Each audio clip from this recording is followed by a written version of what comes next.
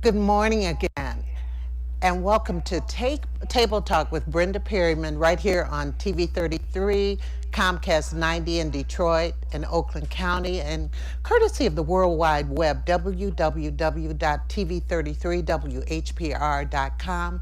And I hope you're paying close attention also to our sponsors, Livingston Family Dentistry and Oak Park Residential.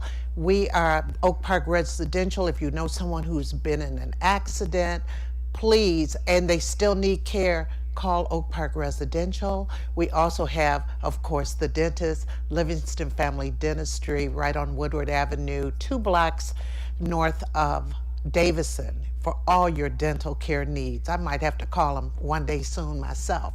But this morning we have one of our new panelists on, and Will and Tiffany will be in shortly, but we want to introduce you to our panelists who are here right now. Well, good morning and happy Friday. I'm Tamika Ashford, president for the Ashford Agency, a boutique PR firm. And good morning. My name is Dr. Blake Livingston from Livingston Family Dentistry. You may have seen me on the Brenda Perryman show before.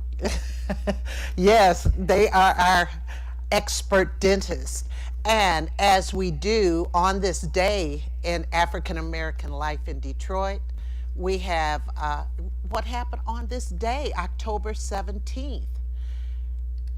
In 1998, Lucille Hatcher joins the Ancestors. She was 83. You may say, well, who is she? Hatcher holds the distinction of being the first African American labor union official. And you know that Detroit is very much a labor town, at least it was. In 1944, she was appointed to serve in the UAW CIO's Women's Division of War Policy. This is when Franklin Roosevelt was president. Hatcher also was elected to serve on the 1961-62 Michigan Constitutional Convention, a body that led an effort to revise the state constitution for the first time since 1908. Also in 2008, on this day, October 17th, Levi Stubbs, lead singer of the Motown record group The Four Tops, joins the Ancestors. He was 72. Stubbs' unmistakable baritone helped to power the group to hits like Baby, I Need Your Lovin'. And I can't help myself. Okay, I won't sing every song, even though I could, but I won't.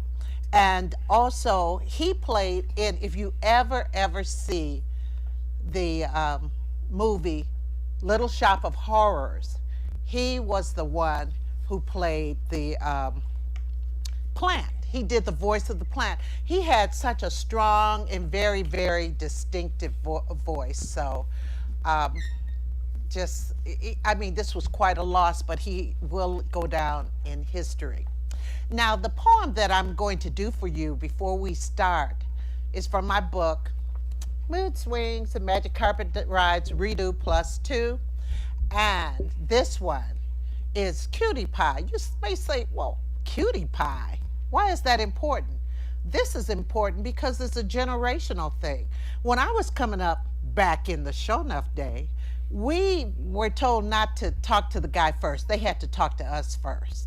And so when I wrote this poem, I said, what would I do if I could have talked to a guy first? What would I would have said?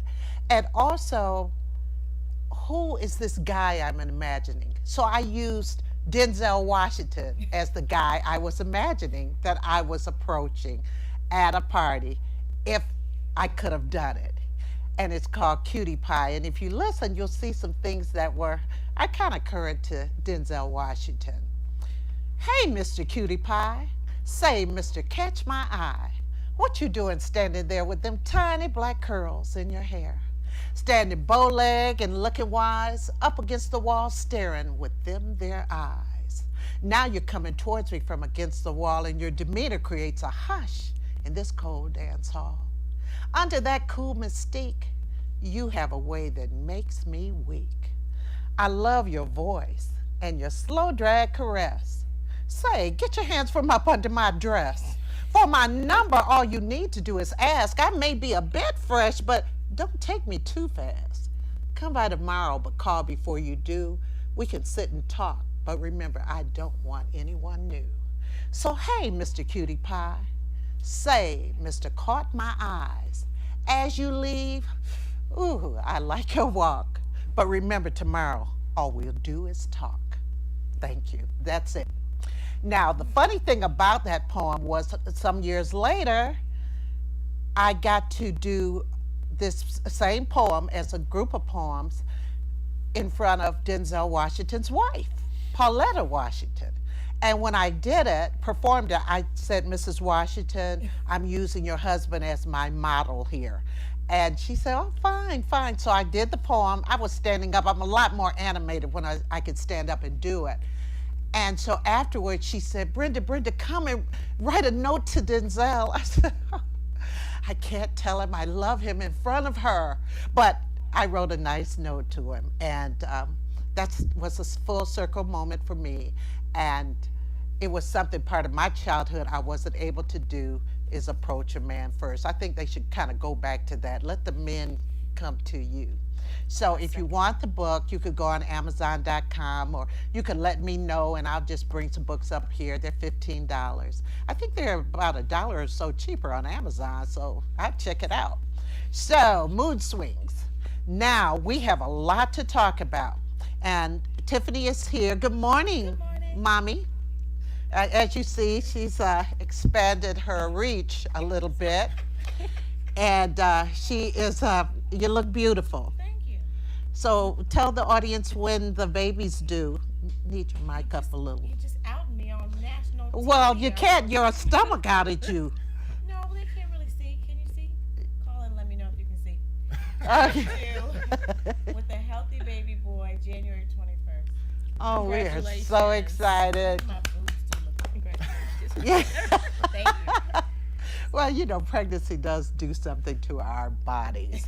Also, Blake is a newlywed. I am. You've been married for how long? 3 months. 3 months. Yes. Wow. Thank you. I know. Another celebration.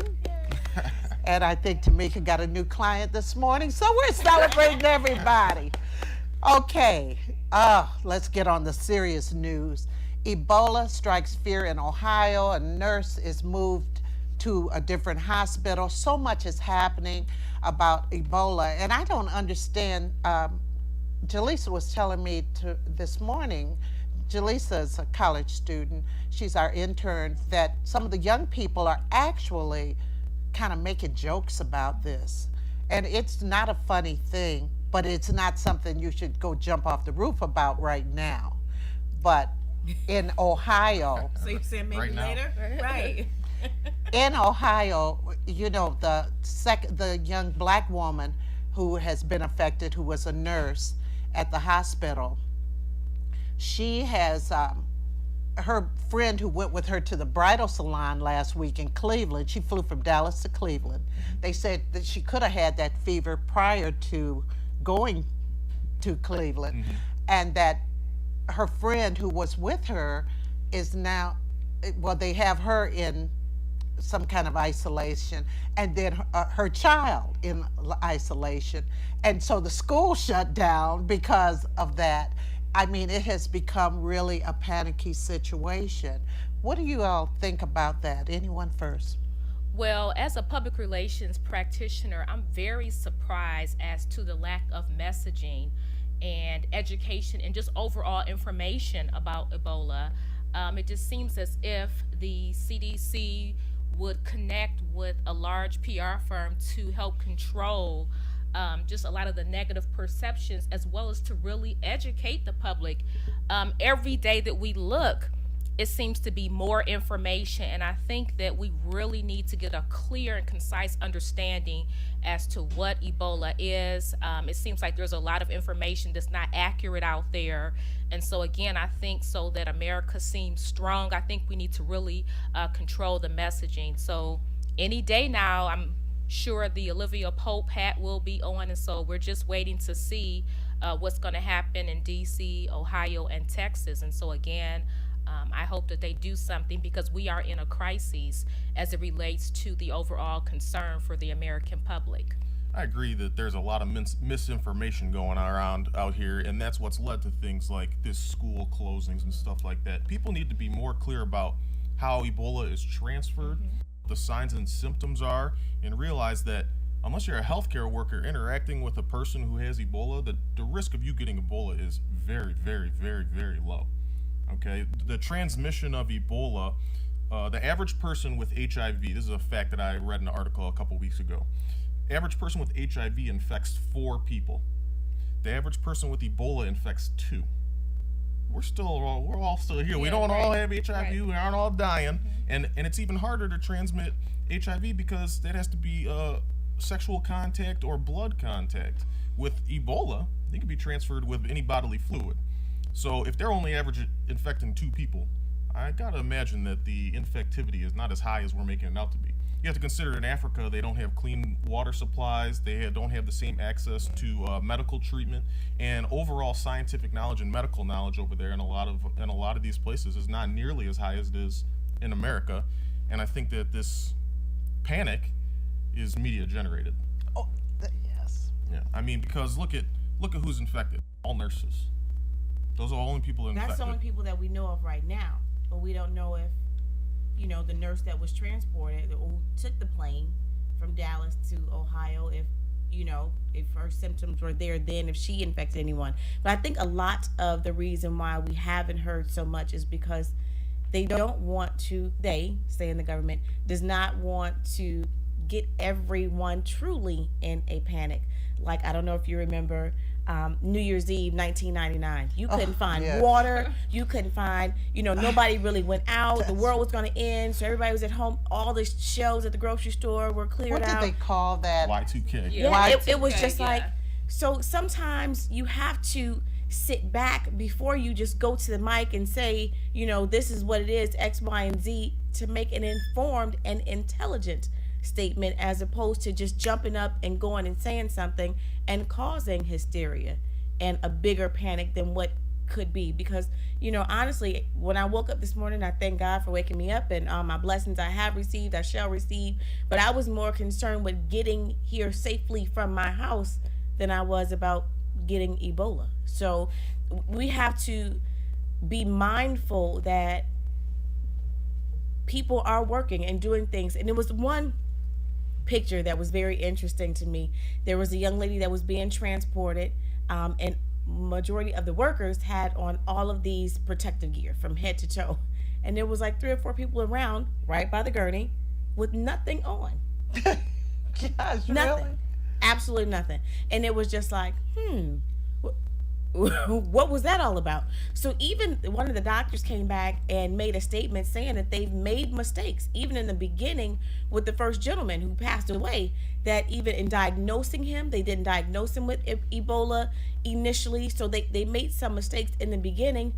And it's kind of like trial and error, unfortunately. Now, people want to jump down Chris Brown's throat because he kind of made a comment to the effect of, well, it was the government trying to kill people, or this is something that the government put out there. Several people have said that's that. what I was going to say. More than just Chris Brown said it. It's just someone even analogized it to Agent Orange. I don't know. And that's why it's important to have spokespersons who can educate America, the community, as it relates to what are the myths and what are the truths here, because it's too much. I mean, the information is inconsistent across the board. I think Dr. Tom Frieden, who is the director of the Centers for Disease Control, is a very bad communicator. I think that, he's just like in the middle. He's kind of a monotone. I think the monotone is trying to get people not to panic, so forth and so on. But I think his lack of passion, a little passion, to say what you said, Tiffany, what you said, what all 3 of you said, he should have, you don't have a danger. Don't worry about it now.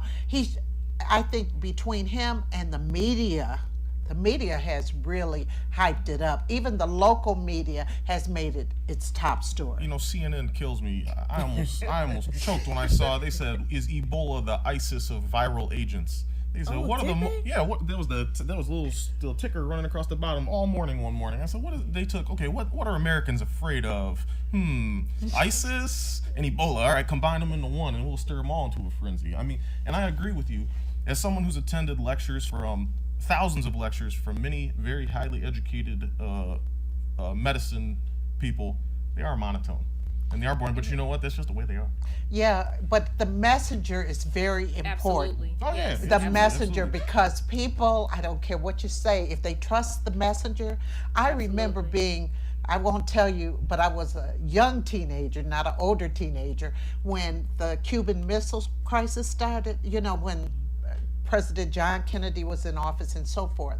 Do you know we used to sit around and say, I think I was in ninth grade, we used to sit around and say, wow, you know, if the president says so, it's okay, because we Yeah, liked him, absolutely. not knowing we could have gotten into a big nuclear war or something. But if you trust the messenger, nobody's trusting the messenger. They're not trusting President Obama, who said weeks ago we have to get on top of this, and he had passion about it. But you know, his ratings are low right now, and I feel bad for that. But I think that he hasn't had good messaging through his entire administration. I said they need to hire a good PR person, because things have improved in some ways, and you have to. I mean, look at the unemployment. But I'm just saying, nobody's getting that out and shouting that out like the Republicans have. Their messaging is always constant, which Right. is They have a. It appears that the Republicans, and especially the Tea Party and the Koch brothers, have such a firm grasp on all the races all across the country and all different positions, and on the advertising. So that really puts a chokehold on the messages that we're receiving. I mean, I receive mailers every single day from the Republican Party. yeah. I never voted Republican My before. my I've never, mother does. I get them also. You probably get the same ones I do. Yeah, because we didn't live a few blocks from each other. So I'm thinking that it's the messenger. They need to hire you, Tamika. Yes, the Ashford agency, we are available. Honestly, we are. So Also, and this is very important because my daughter works at Beaumont Hospital. They've been having meetings now. She works in intensive care. She's just an administrative assistant, but also she does, take the temperatures and all that stuff. And they've been having meetings there because our United States hospitals prepare just in case. What do you think about that? I mean, do you think that, say if something burst out right now, do you think that they'd be prepared? I would hope so. we would have to get prepared. I That's don't think right. we are, but I think that we would pull things together and make it happen. But as of now, I would say the answer is no. Well, there were a lot of layoffs with the Centers for Disease Control. Yeah, there were a lot of layoffs. And now they have to get people going every place, different places around the world and so forth. And they've sent the troops in to I saw that. I think to Liberia. I think that's a poor decision. I do think so too. But what are you going to end up with? I mean, why risk infecting soldiers with Ebola? They're going to come back here, and there's going to be 500 of them coming back here. Here's the other thing. Back to the first story was the fact that here that nurse is getting married. Who's to say she hadn't had sex with her? Yeah, I mean, that's Fiancé. possible. That's right. It's possible. Because that is a way to transmit it. Yeah. Correct? Yep. Yes. Yep. All bodily fluids. But that's what we don't understand. How did the two nurses actually get it? They're not. I'm not sure about the infectivity, the rate of infectivity of Ebola, but clearly it's high. I mean, in Africa, you've got a lot of people who are getting it from all different degrees. You got, dead people, dead bodies in the streets, and dead animals and things like that transmit it.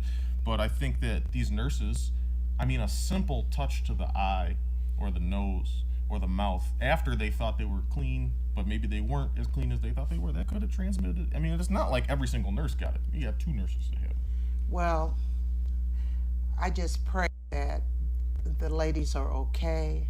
They say that one of the people who worked there with the patient who passed away, she's on a cruise. So now they're trying to pick her up off the cruise ship. They say they have not diagnosed. Tiffany, you're laughing. Why are you laughing? Because I mean, she's there now. What is it?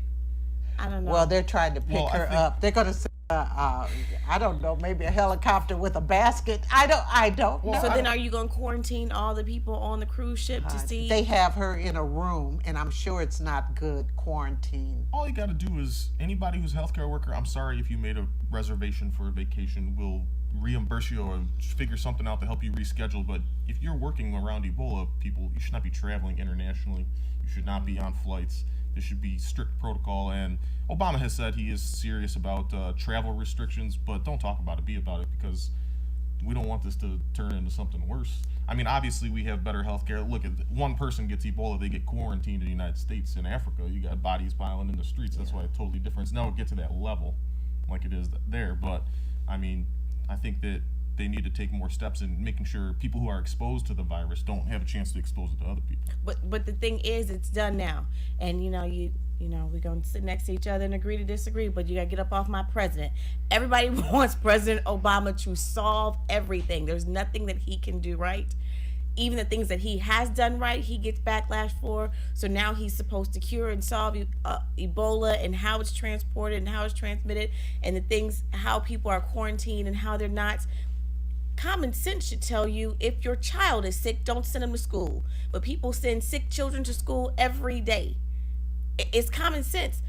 Children spread germs, and people know this. It's not anything that's hidden. It's not a big secret, but yet they do it. If you've been exposed to Ebola, why should President Obama have to come and tell you, don't take a trip?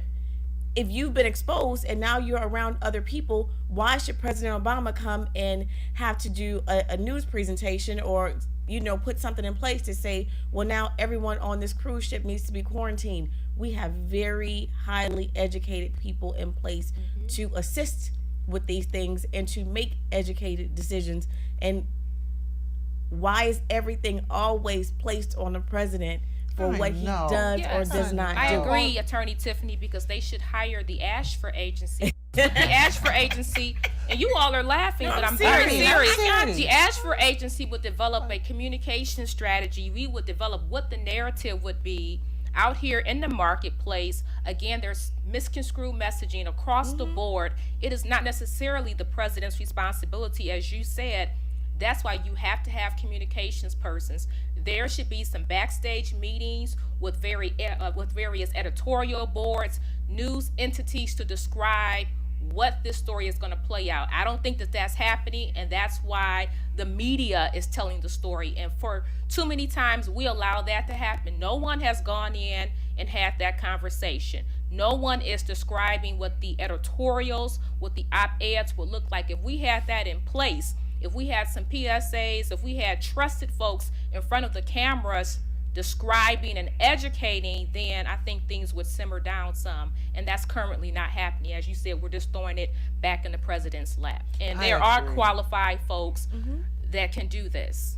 I agree with you full-heartedly. And lastly about this, the scammers, well, second to lastly, the scammers are trying to cash in on everything. They have been marketing products including silver, herbal oils, and even snake venom as serums for Ebola, cures and so forth. It's crazy. So don't listen to anybody. Next, Mark Zuckerberg, who is the CEO or founder of Facebook, he donated $25 million to the Centers for Disease Control to fight the disease. And we need some other millionaires to cough up some money too. I think that's great that he donated that money, but I think he should have learned from his previous mistakes. He donated $100 million to Newark School District, and the money's all gone, and their school district has not improved at all. I know. So That's maybe a he whole should hire. nother Maybe he should thing. hire his whole team of his type of people that he knows to manage his money and make sure it goes to the right places. I had a feeling that was going to happen in Newark, but that's a whole different topic. Yeah. A whole different topic because he donated all that money. And they said it all went towards contracts and advisors and stuff like that. You know, the money was all I squandered. could That's have a told lot them of how money. to do it. I could have told them how to do it. Normally, there's some type of check and balance in place. So I'm very surprised that that happened. There's no accountability Well, when that you cut that happened. type of check. I mean, Yeah, that's a Okay. ton of money. And also, and it's interesting. I saw this story this week and I said, gee, this just happened in my family. Last week, my brother was in town. He was at my mom's house. He had gone over there and he called me. He said, call mother and tell her to get off the phone and stop trying to call the IRS back. And I said, IRS? Yeah, they're telling her she owes money and everything. And then I read this thing. Fake IRS agents scare many consumers into paying up. And so just at that point, she called me. I told her, get off that phone. Don't try. The IRS just doesn't call you. They do not call you. And they've been scamming and scaring people. So this is really a PSA to everybody out there. Scammers are pretending to be from the IRS and they're taking advantage of real taxpayers. And they're telling some of them, we're going to send you to jail because you owe us money. A lot of times they're trying to get your social security number too. I mean, in Michigan, consumers lost about $119,000 on the impersonation scam, according to the Treasury Department. They try to take advantage of seniors. My mother has never had a phone number that's been listed. How do they get your number? Hey, the internet is powerful. You can do anything. if you go to CVS, they have your information. Once you scan that little card, I mean, they have everyone's information. You don't necessarily have to be on social media. It doesn't take much to get someone's information, your phone number, your address. And, It's true. All these data breaches that they have, Home Depot, Michaels, all these places. Absolutely. They might not Target. necessarily got your credit card number, but they got all your information. Yes. That's easily accessible. That's not the encrypted information. Encrypted information is your important information, like the credit card number. But I think that the biggest thing that you can get from this story, no legitimate agency and no legitimate transaction will go through Western Union, MoneyGram, anything like that. It just does not work like that. But she's a senior, and a lot of times seniors say, oh, they try to live right, and they try to say, the first thing I would say, they would not be calling me. And unless you're like Wesley Snipes and haven't paid taxes in 10 years, you're not going to get sent to jail for owing $1,000 to the IRS. So I know. They're going after the big fish, right? yeah, Dr. Blake? Yeah, but yeah, enough little fish can turn into a big fish. yeah. That's true. That's true. Tiffany, are you ever encountered with anyone who have scammed people? Yes. Yes, I had one particular situation where a client worked somewhere dealing with the public, and they had interaction with credit cards. So what would happen, or what was alleged to have happened, was that once you give the credit card, they would swipe, but it was like a booth area. So they would swipe, but they were really swiping in first in a scanner that would retrieve all that information and then swipe again. So all you're seeing is swipe, oh, it didn't go through the first time, so there's swipe again, but the second swipe was actually charging, and the first swipe was, and you can, the internet is scary, but you can get these machines anywhere, and it would scan and take all of the information. So people are just coming through and swiping, their cards when it was appeared to just be, okay, well, the first swipe, my information didn't read, which sometimes it happens on those machines, and when it really was, the first swipe was actually on a different scanner that was collecting all the information. It happens all the time. Or there have been cases and situations where people get credit card information and say now they get a credit card with Tiffany McEvans on it, and they have my information, and they go and shop on the internet, or they go out to stores and shop and charge everything up, and then later on down the line sometimes you get caught, but the damage is already done. It happens all the time. Or even with gift cards, it was a big scam going around for the last couple years around the Black Friday and Christmas time, with gift cards being activated, and they would sell them.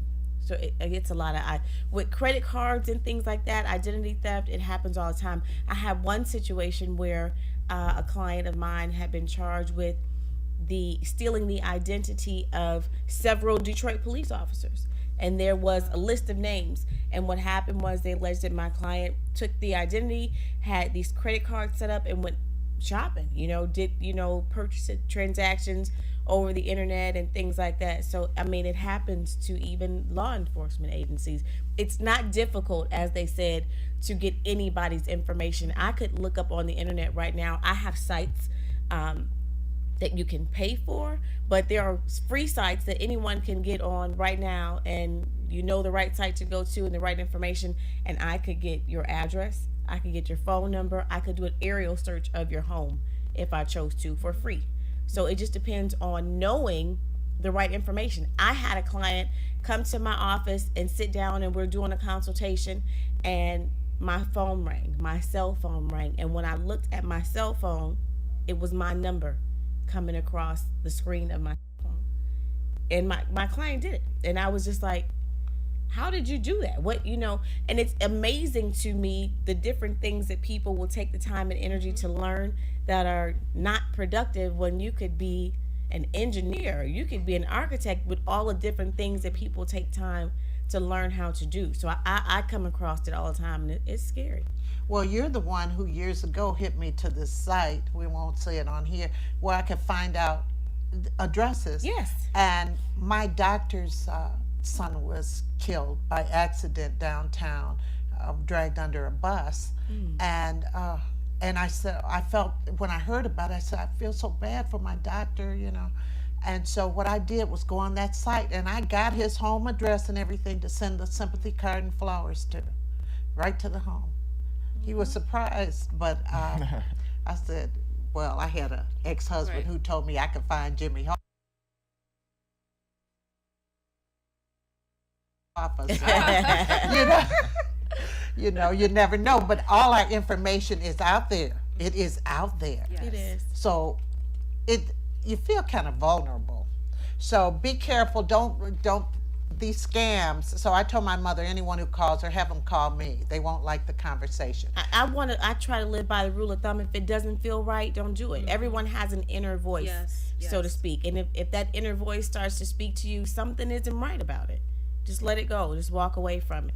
Right. Now, before we go, we're going to deviate a little bit from the run of show, because there was an interesting issue on the internet. Speaking of the internet, Tamika, why don't you talk about it? Yeah, there was a video that went viral. There was a student and teacher that got into a fight in Baltimore. And so the video that they show, it appears as if the student may have instigated the situation, and maybe she threw an object twice. And then next thing you know, you go to the scene, and the teacher, as the young folks say, went ham on her, and they started fighting. They started fighting out in the hallway by the locker. So and they were trying to hold the teacher back and everything. As a teacher, I can tell you, sometimes there will be that student who really tests your patience, and you want to sit up, you want to go ham. You could tell that the student was testing the teacher's patience, because when she went up there twice, the teacher actually walked away, and then the young lady went back again, and the teacher walked away again. But I guess once they got outside in the hallway, 3 strikes and you're out. Like Chris Rock said, he said, I wouldn't do it, but I understand. Okay? Yeah. I mean, But at the same time, you're the teacher, you're the adult. This is a child it doesn't matter what they're saying or doing to you. You're going to lose your job no matter what if you this person. But you're still human. You're still human. And you know what? When I think of a child, I think of someone who's like 4 and 5 and 6. But when you have a 16 or 17-year-old, they're just as tall as you, big as you. They running off at the mouth, cursing, throwing cell phones. And I'm sure, I could only imagine, Dr. Blake, that this is a particular student. Again, I wasn't there, but it's been escalating.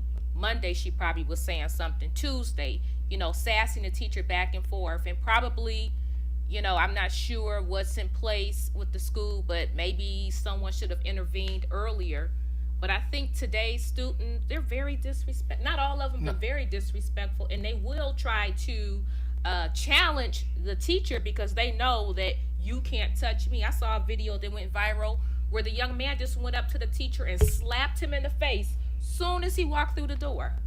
Well, I mean, now physically, yes, they may look like an adult, but especially if you see this kid every day, you know their mentality, what the mentality of this kid is. Now, should they maybe have talked to the vice principal or security or something? Of course.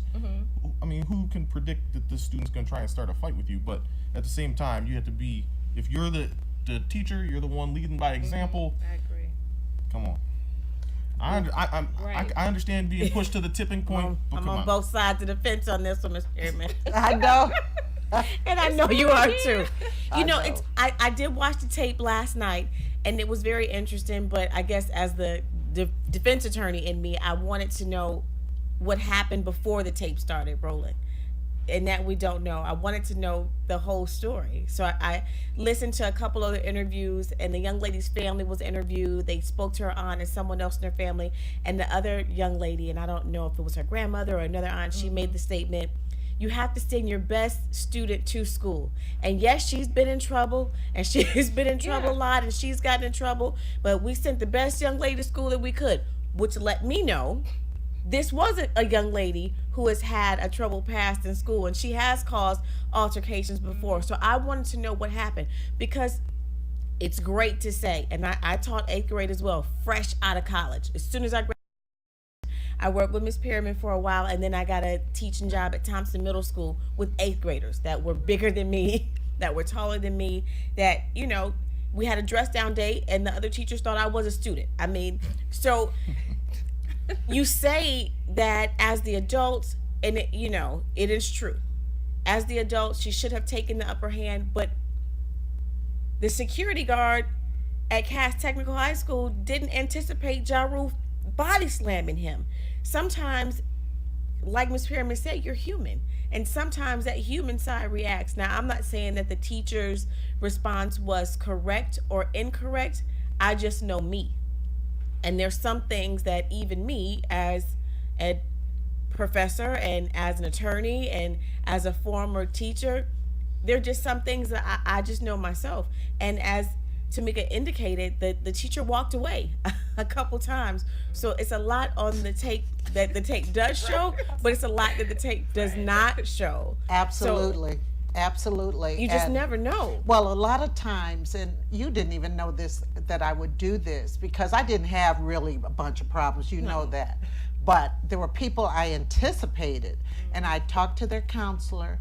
I said, I think you need to hold them out this hour, you know, have them come down to the office and just talk to them a bit. I'd have that student extracted, because that person sometimes ends up controlling or trying to control the entire environment. And because you're a teacher, they know that you're not supposed to hit them back or anything like that. You're not supposed, she's not going to hit me back, or see, I can do what I want. I could throw things. And there have been some classes that I've seen teachers totally out of control. The kids are totally out of control, and the teacher is like the victim in there. So I don't know what happened either, but I'll tell you this. I know how she feels. I understand. Yes. And I'll close with this. What's the saying? You gonna learn today. So she oh my goodness. she'll think twice about throwing something else. And we're not laughing because it's a laughing matter, because it's really not funny. Oh, but right. It's a serious situation, and yes, you cannot send a child to school and say that it's okay for you to hit anyone, another student, especially a teacher, or, you know, someone in a staff member like the security guard, and think that it's okay. Why is it okay for a student to assault an adult, but it's not okay for the adult to respond? Oh, They don't want to get sued. right. And they want to keep their job. Adults want to keep their job. Yeah, but there was one young lady who stood up for another student. There were two students that were fighting. This was a while ago. And she stood up for the one student, and they did. They fired her, but she got her job back eventually, because you do have the right to speak up and stand in the shoes of someone else and protect that other person. Now, didn't she not take the job? She back? did, which was a good situation for legal purposes. Yeah. But she declined the job back. But they did eventually have to give her job back. I can get 5 clients all sent to me with the same charge, and every situation will be different. Every single one. The charge is all the same, but the situation, the circumstances, the facts behind it will be completely different. Gosh, I mean, I know. I know the feeling. And one day in my career, I made a mistake and I called a student a name back. And then I said, oh, Lord, that was a hell of a pizza party. I gave for my class. I said, we got to talk. Yeah, we got to talk. I mean, I reported myself. And everything, whatever you all want to do.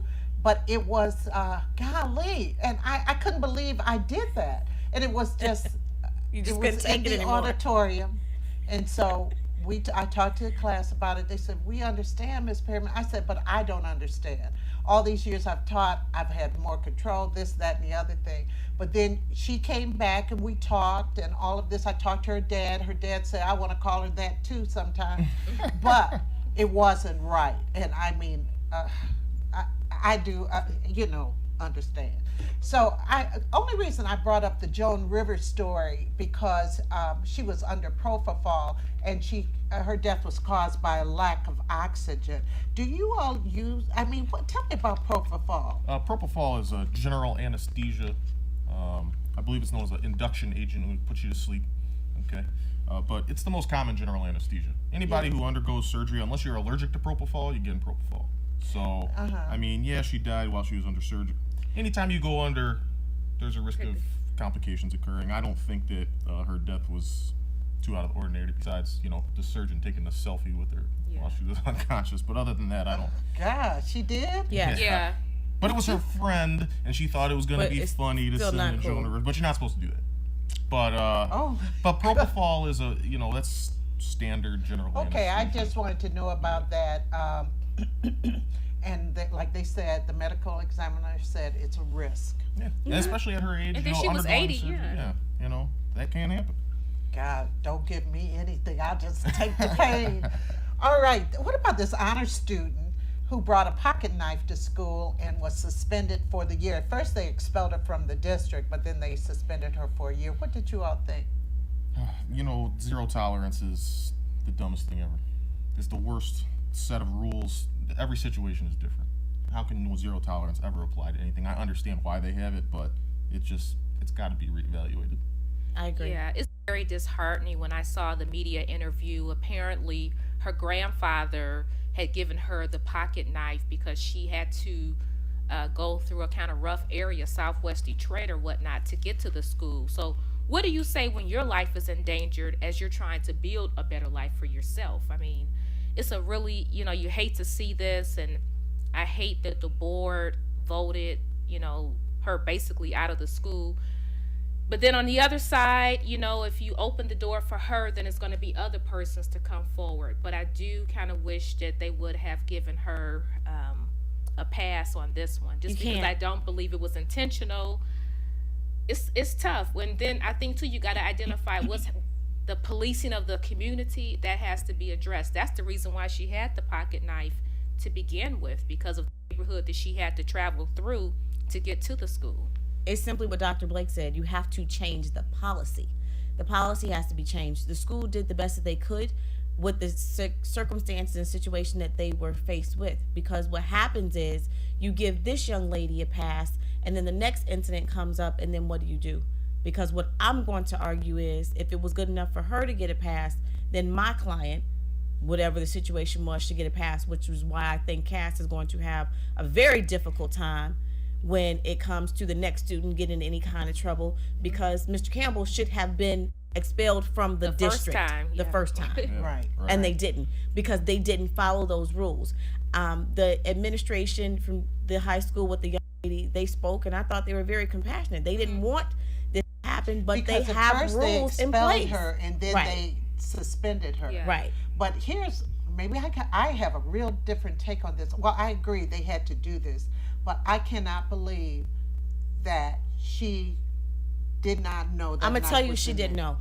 I used to carry a pocket knife for some period of time. Lord. My office had been broken into, and whatever. For whatever reason, I had a pocket knife in my board bag. I had been to For two whatever different, reason, No, for my office. I mean, we took all kind of precautions, but it is what it is.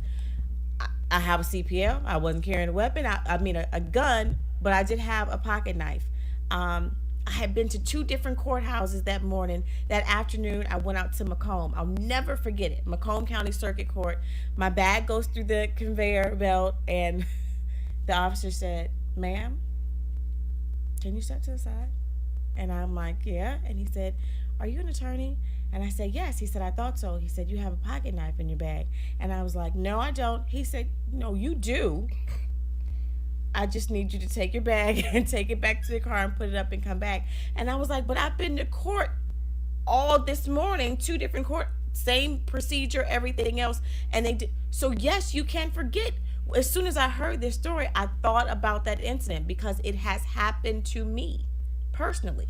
I simply forgot that it was in my bag. I believe it. I've thrown away knives at the airport. I've thrown away knives See? at Ford Field. See? I've done it multiple times. Like what? Too Short. They Too were- Short was just at the airport the other day, Yeah. and forgot that his gun was in his bag. Yeah. And then it was going through, and he just left his bag and walked out the airport. They said with his shoes off and Oh my gosh. But and just left it because he forgot. You can forget. with this zero tolerance, That's what it is.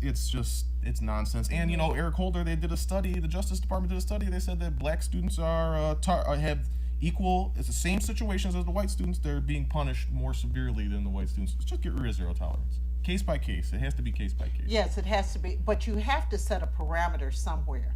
But you set a precedence when you do like Cass Tech did, allowing a student to come back, blaming everything on the adult, and then the student can't get back straight before he commits another. That's a case by case situation. He'd already been in 2 fights before that. Right. So why is he still there anyway? So you got to look at that. Now, Football. all you got to do is Google zero tolerance policy and look at the laundry list of people who, a girl who was raped at school got expelled for lewd conduct. A kid who brought a butter knife to cut his sandwich in half got expelled. 6-year-old kid who, all that. This is it's It is every ridiculous. week. Yeah. And a lot of these people, like this young lady, honor student. I heard the interview. She sounded very intelligent. Yes. But this may jeopardize her college. What's she gonna do when she goes to college? Why were you suspended? Why did you have a knife at school? Yeah. How do you explain that? Yeah. I'm going to go straight through the development of the Joe Lewis site to talk about this reality TV star, talking about Kenya Moore postpones a Cass Tech experience. Now, you went to Cass, and you're also on the board of what? Yes, I'm a Cass Tech alum, class of '92, and also on the board of directors for the school. Kenya, we need you to come to Detroit. No. That's my issue with this. No. Why is she? Okay, she was missed something. But why would you want her to come to a school when her behavior sucks in public? Why would you want her to be up there in front of those students and those students preparing little programs for her? A woman who has displayed a total lack of class so much. I'm sorry. I don't see why you needed her. It's not that we need her per se, but I think that there was a promise that was made on television that she would donate $20,000 to the Public Schools Foundation. And that was over a year ago. Yes. It's also my understanding that her colleague in the marketplace, Ms. Nene Leakes, agreed to match that, which is $40K. And when you think about what you can do with $40K. Oh, I agree with that. I could see that, her coming, giving it, and going. Yeah. Not sitting around, because this woman has really embarrassed Cass to me. She's talking about giving money, but I want to let me know as soon as that money comes. Absolutely, You're yes. going to get a call into the show. Kenya Moore said, "Don't come for me unless I send you." Right. Reality TV, their job is to show they're behind. So Give us a call, Kenya. Oh, We'll please. talk to She you. She can send she'll her talk. check without coming because I Absolutely. think that her behavior has been a little bit deplorable as well. You could even Western Union it. Just send the check. Well, it Send costs the check. like $20 to Western Union. Sending money to your grandmother's account, and then the grandmother anyway, get the money here, but you don't have to come. Now, Steve Harvey and we only have about 2 minutes really. Steve Harvey launched this website to help women become more dateable. Don't look at me. I don't know why Steve Harvey all of a sudden became the guru of female Thank behavior. you. I mean, he thinks he's got it all, but I don't know. I read that book on a bus ride. That first Which book. one? Act Like a Lady, Think Like Oh, a I thought that was because it was a book club. If my book club wanted to, I said, why? And he's not saying anything that I couldn't have said. Your grandfather, your daddy, your uncle. I mean, I got the book. There's some good bullets in there. It just seems like maybe everyone has a time and a platform, and it appears as if this is his time. And so I think a lot of his messaging, it does make sense. There's no one really out there in the marketplace giving advice for women. Right, that's true. And there are a number of single women who want to be in a healthy marriage or relationship. And so he's going to ride it out. I think he was in 2 marriages and now he's on his 3rd, and it seems to be going wonderful. I see he just bought his wife a beautiful, was it a Phantom or something? That doesn't mean that he loves her. Yeah, but he bought her he bought her a Phantom. That means, So that means he made a whole bunch of money off her editing from his last book. So he's like, I'll buy you a Phantom, baby. Yeah, I got you covered. Yeah. I just don't think he'd be the one. So what are you saying, man? What are you saying? You gotta strike while the iron's hot. He's getting success with yeah, the movie, like he Tamika said. he you can know? hook me up with someone. I mean, I would listen to I him. think my ethics are keeping me poor. I just I said I need to be. I just need to get out there and exploit the situation. Well, we've gotten the wrap sign, and Dr. Blake, great job this Thank you, morning thank with you. the ladies. Thank great you for having me. I job. appreciate it very much. Oh, well, you'll be back. All right. Definitely. You'll be back. And ladies and gentlemen, join us again next week for Table Talk with Brenda Perryman, because we have a subject or two we didn't get a chance to get to, but we will see you next week. Thank you all so much, and have a great weekend and a wonderful week.